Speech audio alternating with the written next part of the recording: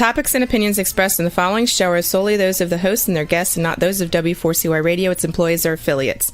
We make no recommendations or endorsements for radio show programs, services, or products mentioned on air or on our web. No liability, explicit or implied, shall be extended to W4CY Radio or its employees or affiliates. Any questions or comments should be directed to those show hosts. Thank you for choosing W4CY Radio.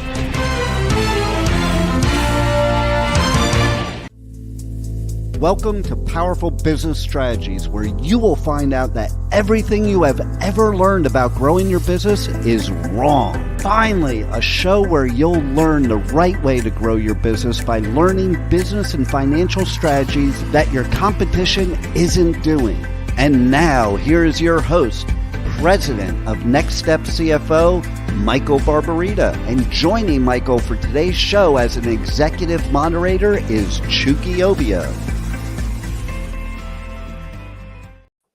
Yes.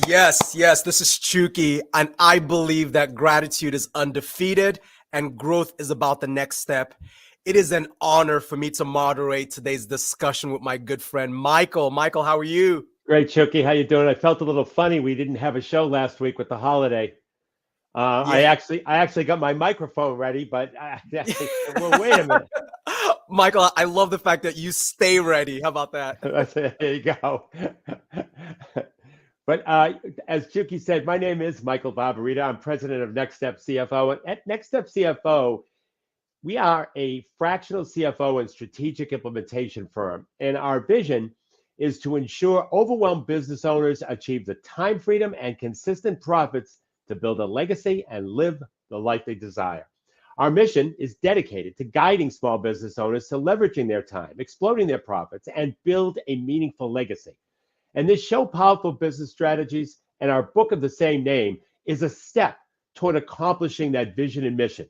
So with that, I'd like to hand it back to my co-author and moderator for the show, Chucky Obio. Thank you so much, Michael. And today's episode is impeccably well-timed. So the title of today's episode is the 555 Profit Formula, another strategy that your competition isn't doing. And Michael, I've got to let you know, we've got quite a bit of an audience coast to coast of business owners and leaders for today's episode. So I believe we may get quite a few comments and questions. Excellent. Just a point of disclaimer, Michael, look, as you know, you and I are both affiliated with a number of different organizations, and I currently serve as the managing director for business development at Vedder Price, a global business-focused law firm. But in addition to that, it is truly an honor to collaborate with you, Michael, on our business roundtables initiatives, really coast to coast, right? Meeting with small business owners, the lifeblood of our economy. Now, the opinions and insights that we will share as part of today's episode are based on our personal experience and personal views. But my mission is to be the fearless moderator, Michael, and to ask the right questions and help you, me, the listener, really drive towards those best business strategies that our competitions are not doing. So with that, Michael, I'll toss it back over to you. Excellent. Thank you, Chucky. So our show today is about our 555 profit formula. And when you utilize this simple and easy to understand formula successfully, you'll see a dramatic compound effect in your profit and cash flow. And the 555 formula is simply this. If you increase sales 5%, decrease cost of goods sold 5%, and decrease overhead 5%, this will have a dramatic compound effect on your profit and cash flow. Sound difficult? Well, let me give you some real life situations where I save thousands of dollars. And let me tell you the key to getting cost reductions. Here it is. The very key to getting any cost reduction, whether it's a cost reduction in cost of goods sold or a cost reduction in overhead, is 4 words. You need to ask. Something business owners don't do is ask. Yes, there'll be times where they shut the door on you, but you've got to ask. Now, let me give you an example. When I was in the ski business, I used to get $100,000 per year in co-op advertising money from my suppliers. Wow. Now, in order to understand how I got this money, you need to understand the mind of the vendor and what's going on over on the vendor side, because the vendor wants to do one thing, and that is sell as much product as they possibly can. And the other thing you have to understand is that in addition to the co-op advertising that vendors offer in their vendor agreements, which, by the way, is another thing business owners don't take full advantage of, but and in that situation, they're offering 1 to 3% of your annual purchases in advertising money, and business owners aren't taking it. You got to think about that. Now, there's the vendors, in addition to co-op advertising budgets per their vendor agreements, also have a national advertising budget. And first of all, they always have money left from co-op advertising because no one takes it. And then they have money in their national advertising budget for special circumstances, but no one asks for it. Interesting. Every year, I put together a 15 to 20 minute presentation to my biggest vendors, showing them an advertising campaign that shows them how we will sell more of their product. And by the way, we use the conversion formula, of course, but how we will sell more of their product. And we do that in a very convincing way. And what they will do, if they will go into their national advertising budget and pay for or partially pay for that advertising. They pay for the advertising, by the way, one of two ways.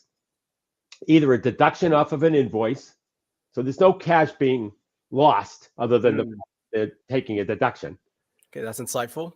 And the other way, which is cheaper for them and it's better for us, is if we believe in the product we're selling. Remember, I went to the vendors that we sell the most product of. But the second way is that we used to get $10,000 of free product at wholesale from a vendor and then sell it for 20 at the retail value. So in effect, we really got $20,000 of advertising from that vendor. But I never counted that because the vendor only spent $10,000. And when the vendor spends $10,000 of product, they're probably only actually out of pocket $5,000 because the cost to produce that product is not less than the $10,000 that they charge me at wholesale. So then once we had a successful campaign, a couple successful campaigns in a row, there was really no need for the presentation anymore. And it would just be an automatic thing that they would do once we ask. But you have to ask. Yeah. You have to ask. That's what's missing out there. People don't think those situations are available, but they certainly are. But you have to ask. You know what it reminds me of, Michael? We miss 100% of the shots that we don't take, right? That's right. You have to ask. That's right. It's incredible.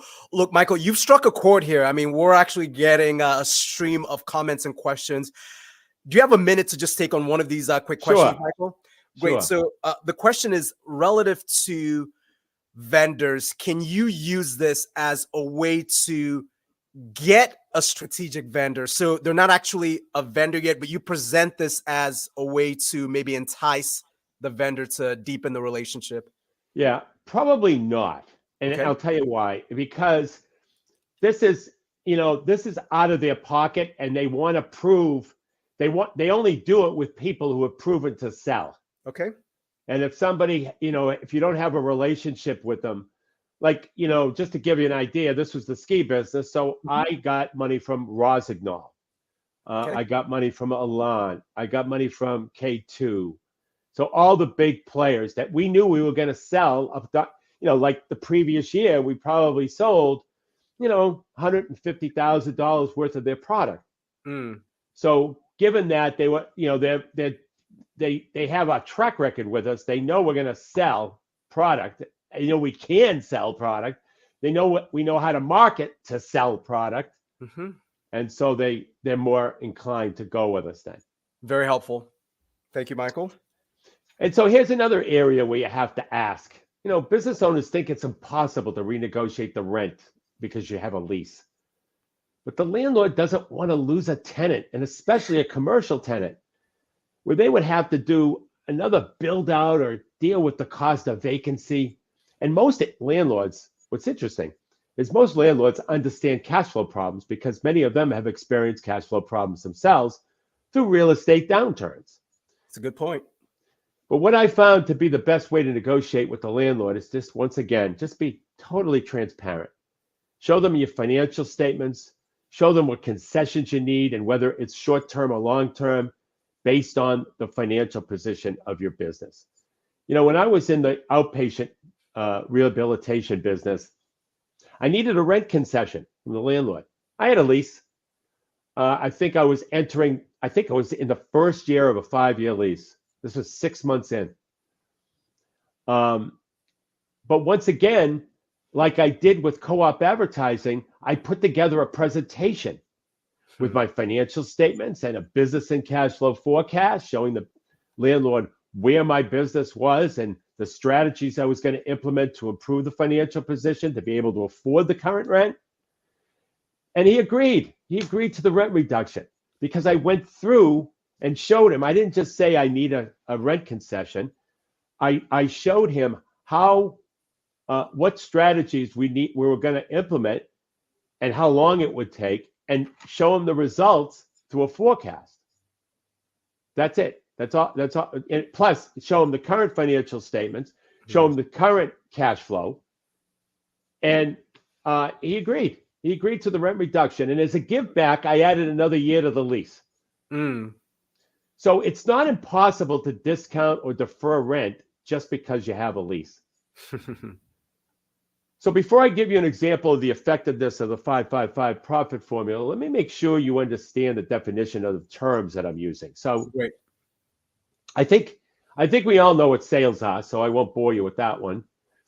But let me define cost of goods sold, because this is an area that business owners, when I say the 555 profit formula is increasing sales 5%, decreasing cost of goods sold 5%, decreasing overhead 5%. I think a lot of business owners are confused as to what cost of goods sold is. So let me, to the best of my ability on the radio here, define what cost of goods sold is.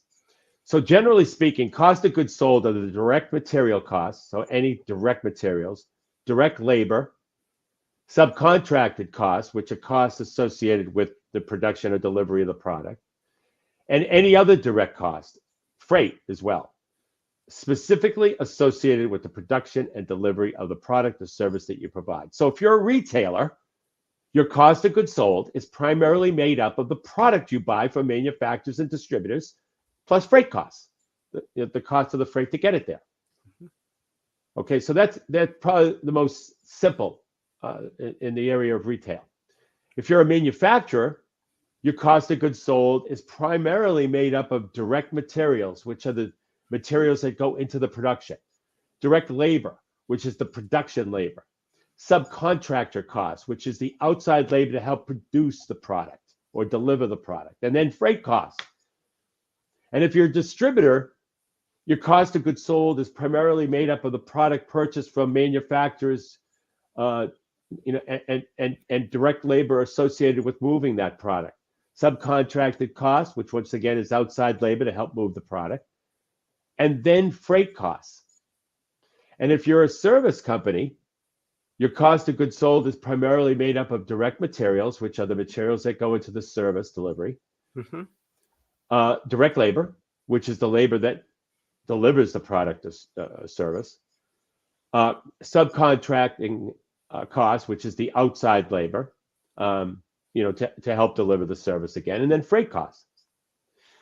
Now, there might, in some cases, there might not be direct labor in providing the service, but in most cases, there still is, because that's how you provide the service.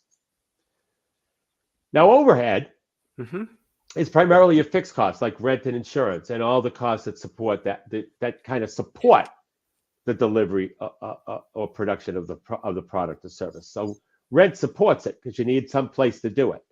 Insurance supports it because you need to have insurance in case there's some loss associated with the production or delivery of the service or product. So now, just a couple of more definitions.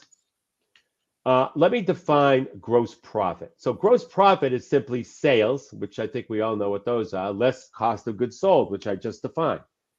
And this number needs to be high enough to cover your overhead and a desired profit. Now, your gross profit percent is your gross profit divided by sales, and your net profit percent is your bottom line net profit divided by sales. Now, if I went too fast, we have recordings of all of our shows 48 to 72 hours after our show airs at powerfulbusinessstrategies.com. Absolutely. Now, That, Michael, yes. there's it's funny. Look, you're as I said, I mean, you've really hit a nerve here. There's some folks that are just aching to ask some questions. Let's pick up on just one of these questions, Michael. So, and you may get to this later on in your insights session. So sales, cost of goods sold, and overhead. Would you prioritize one of those for the 555, right? So how should a business owner approach that? Well, I think they should start with sales, and I'm going to go over strategies to increase sales, but I think they should start with sales and then go to cost of goods sold and then go to overhead. Very helpful. Thank you, Michael. I think it should go in that order in terms of addressing it. Great. Because without a top line, there's no business. So we need to address that first. And then the cost of goods sold, the costs that make up those sales, that has to be addressed second. And then third, let's cut the overhead. Let's find ways to cut overhead. Very helpful. Yeah. And Michael, and you would submit that a business owner can sequence this in a way that makes sense, where it's not as disruptive to their regular business operations, right? Because we're getting some questions around, look, I've got to run a business. Like, how do I fit the strategy in there and making sure it's not disruptive? Any just quick comments on that? Yeah. So overhead is not disruptive per se, but you do need employee buy-in, reductions in overhead in some of the areas. Okay. I mean, certainly not rent and insurance, but in some of the areas, it might cause a different operating basis, and therefore might require employee buy-in. But other than that, there should be no. And sometimes cost of goods sold will also require. That's right, reductions in labor or labor costs. I don't want to say labor. This isn't to try to reduce staff. This formula doesn't work to reduce staff. If that's what has to happen, that's what has to happen. But the strategies that we use to reduce cost of goods sold does not include reducing staff. But you might have to get buy-in from them as well. Very illuminating, Michael. Thank you. Okay, and so now let me give you a simple example of the 555 profit formula. Let's take a company that does $1 million in sales. Okay. Has a gross profit percentage of 40% and a net profit percentage of 20%. If that company increases sales just 5%, then decreases their cost of goods sold 5%, then decreases their overhead 5%, they will increase their net profit dollars by 45%. Wow. Yeah. So that's a significant increase to a bottom line. And some businesses actually bonus their employees because the bottom line is so impactful. They're able to share some of that profit with their employees as a bonus. And having a manager, for example, bonusing a manager to increase sales 5%, reduce cost of goods sold 5%, and decrease overhead 5%, would give them a pretty nice bonus at the end of the year. Well, Michael, I've got to chime in with a comment/question on this. This is really important. So are you saying it may make some sense for some business owners to have strategic metrics that impact manager compensation based on this 555 profit formula? That's right. That's right. And if they don't want to do it with one manager, they could do it with the managers that had the sales manager, the production manager, Interesting, and an administrative manager. And you could bonus them to each hit that goal. And if each of them hits the goal, 5, 5, and 5. If one manager hits the goal, they get one level of bonus. But if all three in concert, increase sales 5%, decrease cost of goods sold 5%, decrease overhead 5%, they get even a bigger bonus. That is And so remarkable. they're going to work together that way, Yes. if necessary. Yeah, Michael, that is remarkable. Yeah, really good insight. So let me make this point, though. Those who are achieving inordinately high gross profit margins, for example, 80 to 90%, which are very few companies, by the way. But those companies will not see as dramatic a change. They'll see a change that's significant, but not as dramatic as I described. But the lower your gross profit margin, 70% or less, which is the vast majority of companies, that's where the dramatic compound effect takes place. So now the trick is, how do you increase sales 5%, decrease cost of goods sold 5%, and increase overhead 5%? So let's start with sales. We've talked about the conversion formula many times, which is by far the most powerful way to convert prospects to sales. And that formula is captivate, fascinate, educate, and close. And I urge you to view episode 2 of Powerful Business Strategies, called The Conversion Formula and Compelling Offers. So the name of that episode, it's called Conversion Formula and Compelling Offers. And it's located at powerfulbusinessstrategies.com. Yes. And in that show, we review the conversion formula in more detail. Now, another way to increase sales is by following the 5 components of a compelling offer, which are scarcity and urgency, risk reversal, adding more value to your product or service, packaging and bundling, and being indifferent to the outcome. Mm-hmm. And once again, I urge you to view episode 2, called Conversion Formula and Compelling Offers, at powerfulbusinessstrategies.com, where we review compelling offers in more detail. So by utilizing the conversion formula and compelling offers, there are definitely ways that you will increase sales by a minimum of 5%. You actually should do a lot better than that. But another way to increase sales are strategies called upselling and cross-selling. For example, upselling. Upselling means offering a higher grade or quality or size of the item that the customer may be interested in at the point when the customer is ready to buy. And let me explain upselling. So there are many people in the world that feel compelled to upgrade. These people always buy the highest grade of gasoline. These people always fly first class. These people always buy the best industry has to offer. And these people aren't necessarily millionaires or very well-to-do. They just feel they have a FOMO, fear of missing out. They just feel they're missing out if they don't buy the best. And by the way, these people strongly believe that if you buy cheap, you buy twice. Okay? And so it's those people that are perfect candidates for upselling. And because you always don't know who you're dealing with, you should always upsell customers to the next level up. You know, when I was in the ski business, many times a customer would come in for a beginner pair of skis. They never skied before. But once they saw the benefits of the more expensive upgrade, they bought the upgrade.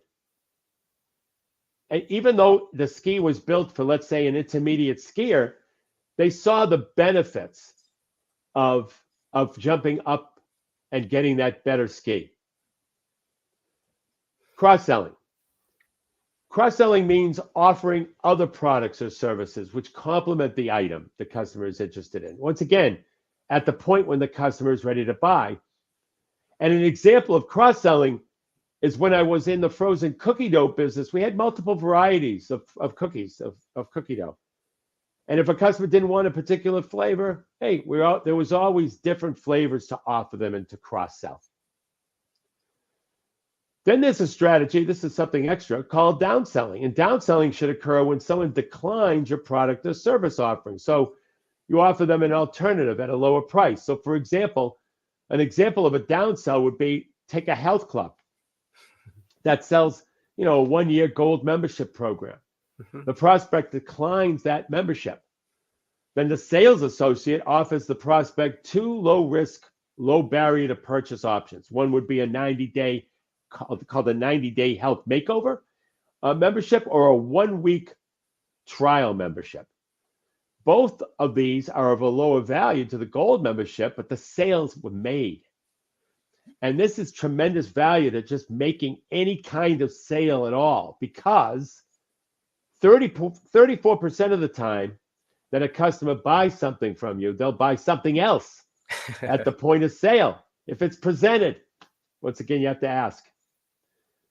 Many business owners are missing out on that opportunity. So that you've got to, no matter how small, we even had advanced skiers buy we downsold them to the intermediate ski just so we could make the sale. Because once we made the sale, we knew that there was a good chance that we could retain them for future purchases. Nice. And obviously, at the point of sale, we'd be selling them Parkers, that Parker package, the clothing package I talked about, as well as accessories like gloves and mittens and goggles and those types of things.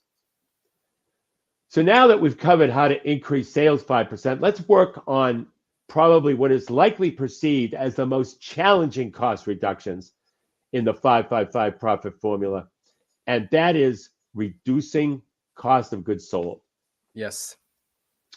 So the number one way to reduce cost of goods sold 5% is to improve your process of how you deliver the product or service to a customer. And that's where I talked earlier about employee buy-in when I was answering that question.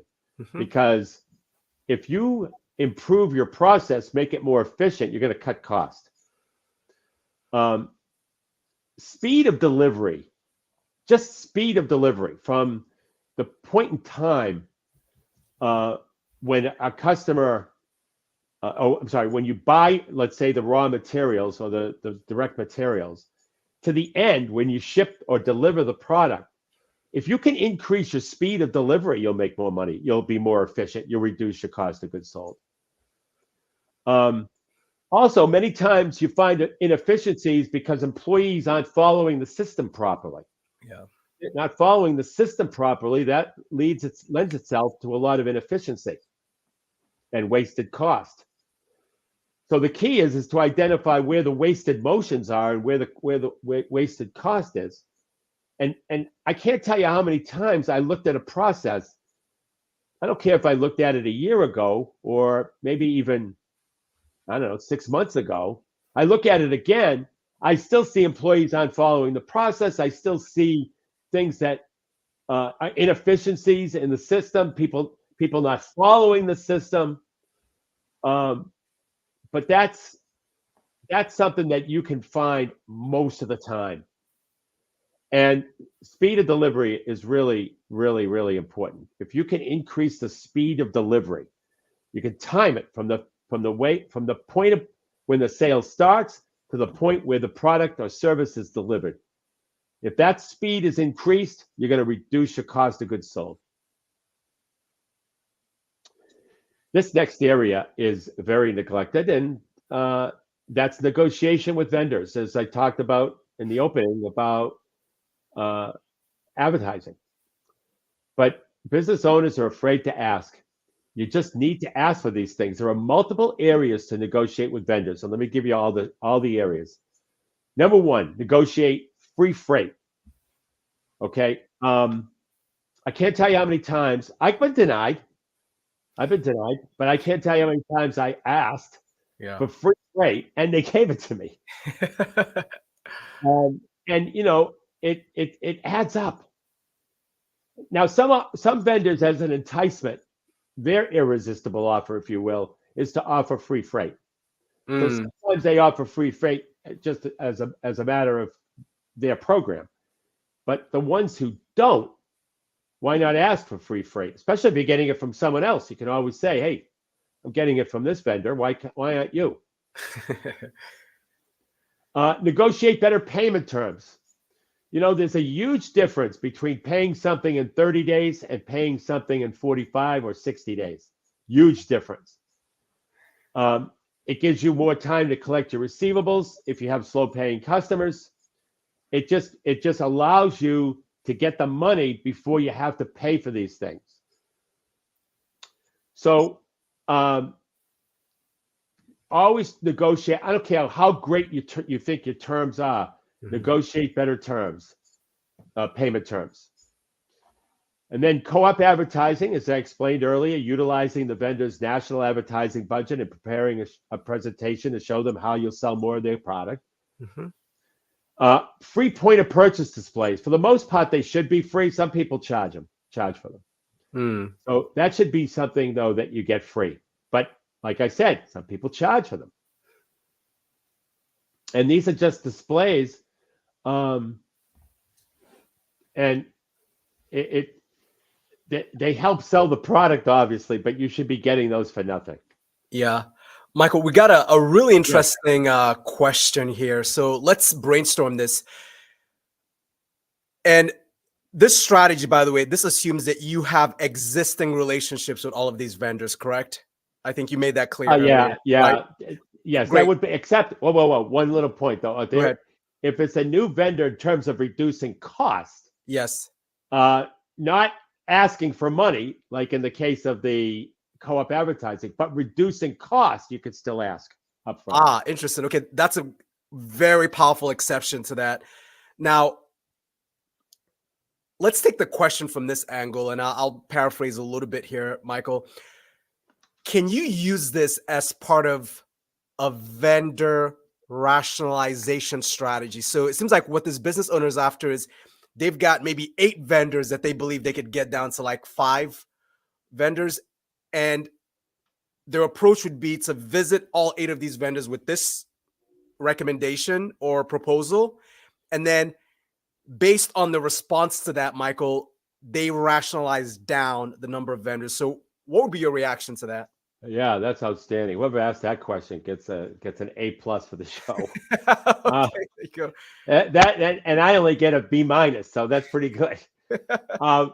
So yeah, that's a perfect way. One of the compelling offers is scarcity and urgency. And I know we're not offering a product here, but when you negotiate and you say, look, I'm working with 8 vendors right now, and I'm going to just select my top 5, that's compelling. Exactly. That's compelling. And people definitely will react to that. Now, some will tell you to take a hike, which allows you to eliminate somebody quickly. Just make sure it's not your most important supplier. And when I say most important, I mean the best selling or the most needed. Absolutely. But if you have other vendors, you could definitely negotiate that way. That would be an excellent way to do a bunch of these things. Because things like better pricing, everybody thinks you can't reduce prices from the price list. I can't tell you how many backroom deals are made all the time, and I used to make them. But you have to ask. Yeah. And you have to keep your mouth shut. You can't tell anybody else that you got a better deal. Obviously, that would kill it. That's a good point. Yeah. And then, but you have to ask. There's always backroom deals made. Whether it is free freight, whether it is lower prices, whether it is a shipping delivery, whatever it is, there's always backroom deals made. And so the other thing you can negotiate is faster product turnaround time. Remember, we talked about speed of delivery. This is how that you're going to decrease cost by getting product faster from the manufacturer or distributor. If you increase your speed of delivery, you reduce your costs. Speed of delivery is often neglected in improving process. It's speed of delivery. Negotiate minimum quantities. Sometimes vendors have these certain high quantities, and you end up overbuying as a result of these minimum quantities because you only need 5 and the vendor requires 10. Well, you got to negotiate that minimum. Because, if you're going to have carryover, it's going to impact your cash flow. Next is negotiate the elimination of restocking charges. I never used to do a business with a vendor if he charged me for restocking. Restocking is when you take a you buy a product from a vendor, Mm-hmm. and you have to return it. You have to return it maybe because it's defective, or you have to return it because you don't need it anymore. The customer might have canceled. Some vendors charge a restocking charge, meaning you send the product back and they charge you significantly too, by the way, for the cost associated with bringing it back into their warehouse. And so that I don't do business with vendors who have restocking charges. But if you do have restocking charges and you're with the vendor, you need to negotiate that. That's another area. Look at all the areas we're coming up with to negotiate. Then you can negotiate better packaging and more efficient ways the product can be handled. If you think that something needs to be done to the packaging for your product, maybe not somebody else's, but for your product, ask. Negotiate orders being able to be canceled without penalty. This is the restock. This is another version of the restocking charges. You should be able to cancel orders without any penalty or cost. Negotiate exclusivity in a region. That's something, believe it or not, I can't tell you how many times that I asked for exclusivity and got it because I was doing enough volume, but I asked for it. And, there were others where I got burnt on it. At the beginning, when I was new to the business, I got burnt on that where a competitor would say, don't sell this person that product. And they would win. And we couldn't buy it. And it was a great selling product. There was a time where we could not sell CB Sportswear. And CB Sportswear was like the most popular product. My competitor shut us off. Now, that's illegal, but because of the twists and turns that you can't prove it, that my vendor did that, because you can't prove it, it goes by the wayside. Now, some people have gone all the way. Some people have lost cases. Some people have won cases. But it's a risk, big risk, if you're going to try to sue a vendor for trying to negotiate with a vendor exclusivity. So it happens out there. Believe me, I've been right in the thick of it. And of course, negotiate competitive prices. Also make suggestions if the suggested retail is too low or too high. So we covered about, 12 or 13 areas that you can negotiate better pricing. Yep.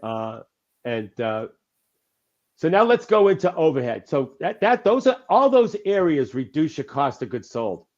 And those can be done over and over and over again.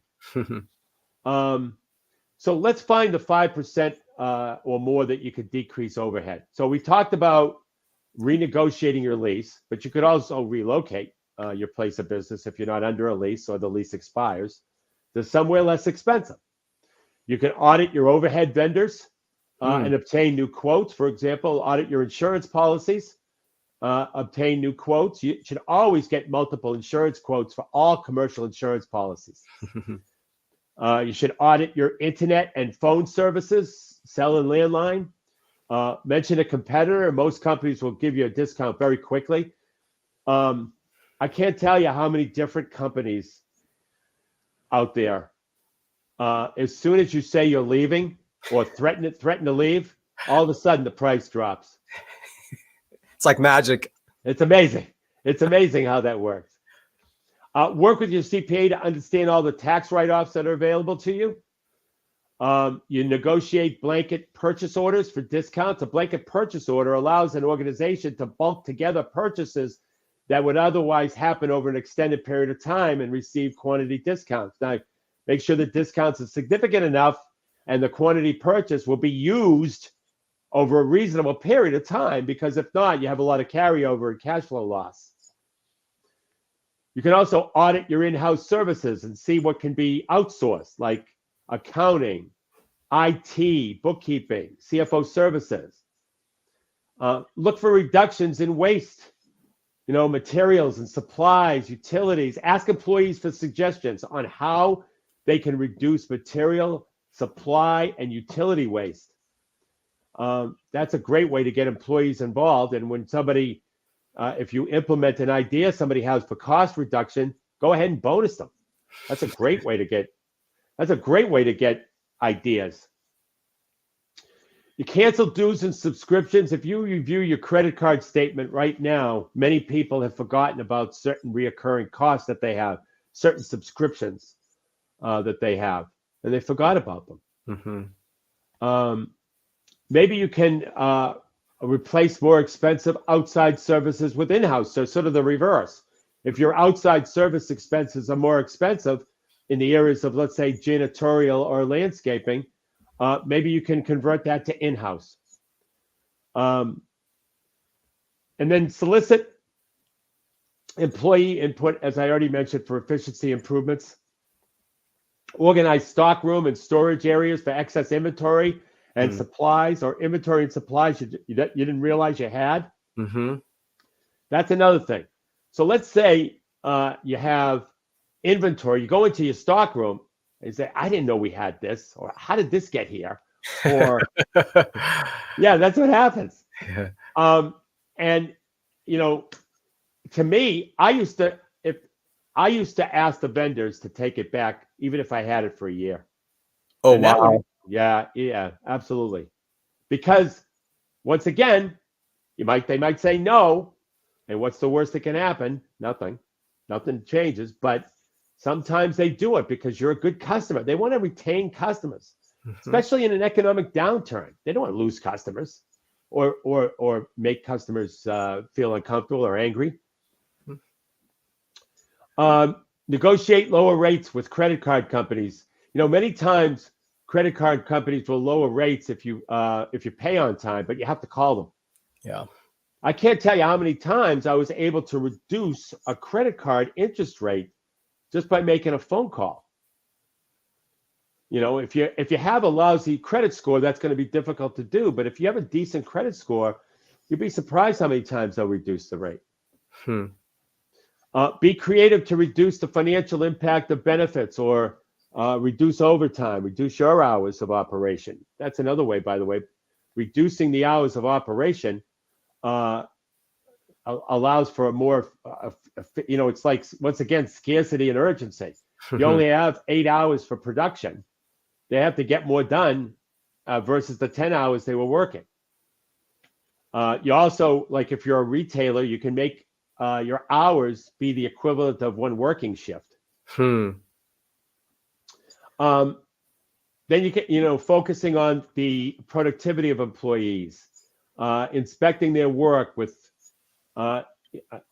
obviously, that is amazing how many times if you inspect their work, it'll normally raise productivity 20% because they'll, especially if there's surprise inspections, because they never know when you're going to show up. Yeah. What marketing is not working and burning cash? A review of that. It's an important one. Yes, that's right. And then review transportation and vehicle costs. Now, cost cutting normally impacts your employees first. This is what we talked about a little earlier.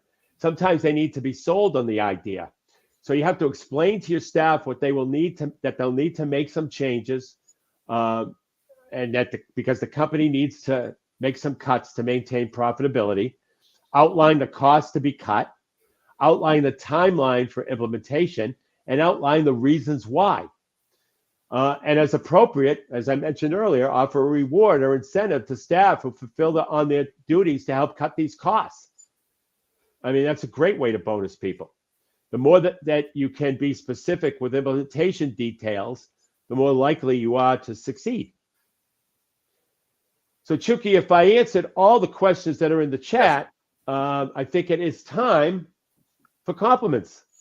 Absolutely. And not only did you answer all the questions, Michael, but you're handing out A+ grades, right? I mean, I think the students in the classroom are really excited. So look, very excited about our business compliments. segment. We have 5 notable business owners that Michael and I want to recognize. Let's start with the first. And by the way, this segment is a national representation of business owners coast to coast. So West Coast, East Coast, Midwest, even the South. So just very, very excited. Beth Leipold, Workhorse Integrations. Michael, they do something really interesting. So they are software integration specialists. And for 2 decades, they've used a customized application programming interface, so an API, to really connect strategies to help companies connect their software applications to each other. So really good work by Beth and team. The second business complement, Dan Romano with Adventures in Learning. Very creative business name, by the way. So they combine adventure with education. So Adventures in Learning. And what Dan and team do is they specialize in aligning employees with their company's specific strategic initiatives. And they do this through kind of a unique and interactive process. They've got this thing called a process adventure map. So just really, really intriguing. The third, Tim Wilson, Facts and Feelings is the name of the business. It's a data-driven business consultancy, constructively obsessed with less and better. So, Michael, they figured out how to do more with less. So we should. There you go. There's a cost savings right there. Exactly. And then the fourth business complement is Dr. William D. Clark. He's a PhD and an MSc as well. So this is interesting with Nat Prologics LLC, and they are experienced with dietary supplements and natural and nutritional products. The last but not least, Mark Stendel with Hawthorne Payments. And Michael, look, I'm fascinated by what Mark and team do. The more I sort of learn and the more we learn about what they do, just the more I'm fascinated. So they've figured out a way to provide a fair and transparent credit card processing service that's available to small business owners 24/7. They've got this sort of dedication and commitment standard of excellence, and it's just embedded into their culture. So hats off to Mark and team. With that, Michael, I'll toss it back over to you. Yeah, thank you, Chucky. So, yes, I interviewed. One of the things that we do is we interview business owners for the next edition of our book. Now, why do we have additional additions to our book? Well, business is always changing. That's why. And because business is always changing, and because we want to make sure that our strategies work in a wide variety of industries, we interview business owners. And several of the people that Chucky complimented today are business owners that I interviewed, and that Chucky interviewed. We collectively interviewed. Yes. And so I want to. It's our token of appreciation for interviewing for the next edition of our book. But in addition to that, these business owners were able to learn strategies that their competition isn't doing. And so, strategies like the conversion formula, strategies like compelling offer. Absolutely. And look, Michael, I'm quite energized by this initiative and collaborative with you, right? I mean, this, in some ways, it's our contribution to the business community. So hats off and gratitude for sure to you on this, Michael, and your leadership. And yes, thank you, Chucky. And if you want to be interviewed, go to nextstepcfo.net. Click the contact button and put your information in, and just say you'd like to be interviewed for the next edition of our book, and we'll be happy to do that. And you'll learn a lot. We had, as a matter of fact, Chucky interviewed a business owner in the rug cleaning business the other day, and he was overwhelmed by how much he learned and how much his business needs to be worked on. So that's just. It's just one of the benefits of doing a book interview. Absolutely.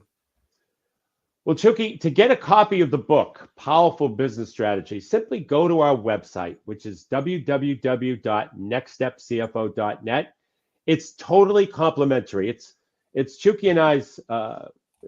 contribution to the business world. Yes. And until next Monday at noon Eastern time, for Chucky Obio, my name is Michael Barbarita. And remember, don't keep doing what your competition is doing. Thank you. You have been listening to Powerful Business Strategies, finding out that everything you ever learned about growing your business is wrong. Tune in next week and every week at noon Eastern Time on W4CY Radio with your host, Michael Barbarita of Next Step CFO and moderator Chucky Obio.